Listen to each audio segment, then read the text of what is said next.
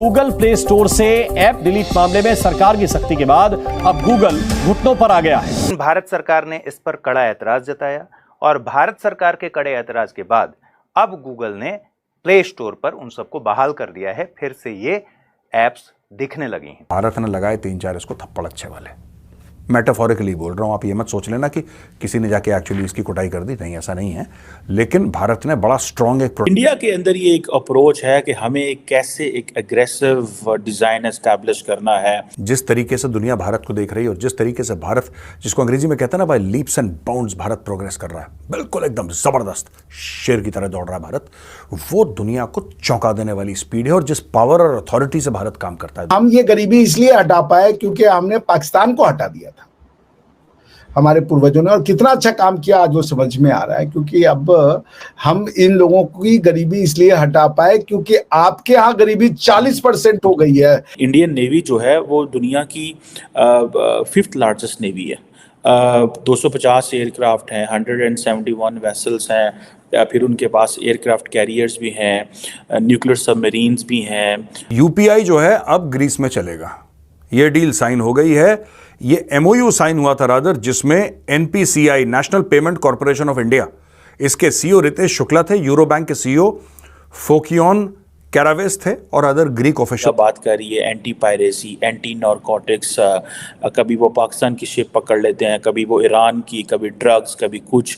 सो हालात ये बन गए हैं कि मैं बार बार एक चीज़ कह रहा हूँ कि नरेंद्र मोदी सरप्राइज़ देना चाहते हैं और वो इस हवाले से काफ़ी काम कर रहे हैं। ये जो इंडियन नेवी की जो नई बेस है, इसको ज़ाहिर बात है चाइनीज़ इन्फ्लुएंस को काउंटर करने के लिए, 1 सेकेंड चाइना को ये पैगाम देने के लिए कि ये जो इंडियन ओशन है इस पे हमारी फुटप्रिंट्स जो हैं वो रहेंगे।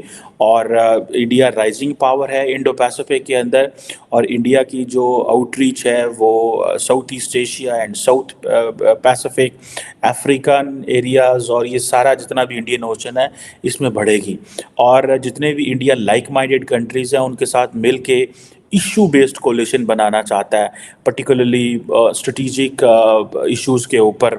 और इंडिया की जो एंगेजमेंट है वो सारी बात है यूएस के साथ है, जापान के साथ है, ऑस्ट्रेलिया के साथ है, और ये जितने भी मिनी लैटरल प्लेटफॉर्म्स हैं, क्वाड जैसे, इनका हिस्सा भी इंडिया है।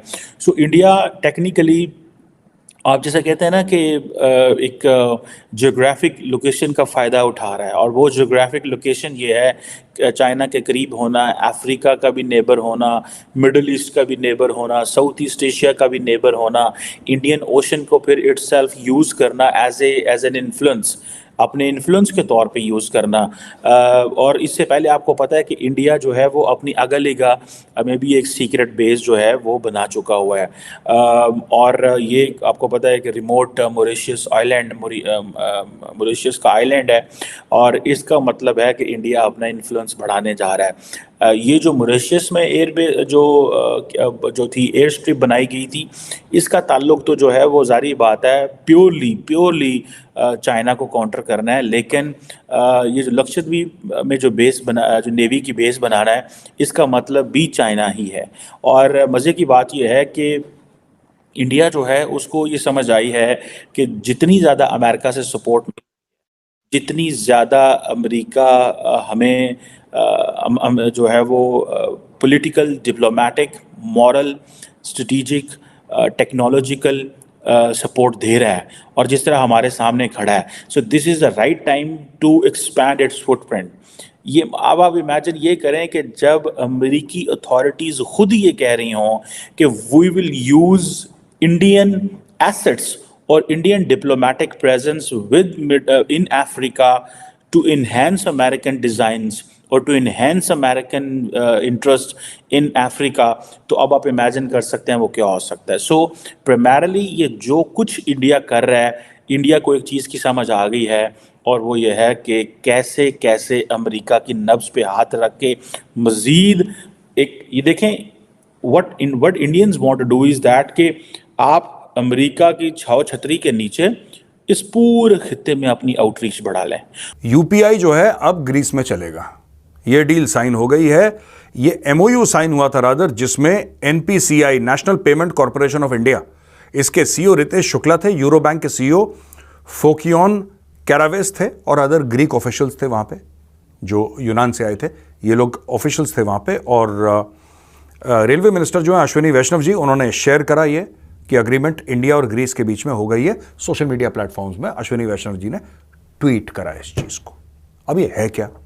देखिए दोस्तों, काफ़ी सारे देश हैं जहाँ पे यूपीआई यूज़ होता है, जैसे कि श्रीलंका में यूज़ होता है, हाल फिलहाल 3-4 दिन पहले हुआ है। मॉरिशस में यूज़ होता है, वो भी रिसेंट है। फ्रांस में यूज़ होता है, लेकिन सिर्फ आईफल टावर के पास, पूरे फ्रांस में नहीं हो रहा। अभी आईफल टावर के आसपास यूपीआई यूज़ हो रहा है। यूएई में, यूनाइटेड अरब एमिरेट्स में, सिंगापुर में हो रहा है, भूटान में हो रहा है, नेपाल में हो रहा है। ये कुछ देश हैं जहाँ पे अभी हो रहा है। फ्रांस में लोकल। ग्रीस पहला यूरोपियन देश बन जाता है जिसमें पूर्ण रूप से यूपीआई चलेगा।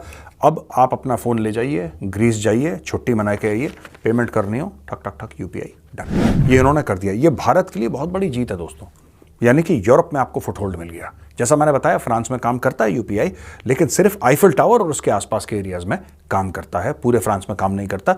ग्रीस में, पूरे ग्रीस में काम करेगा। तो क्या आपको लगता है ऐसा? लिखिएगा कमेंट्स में।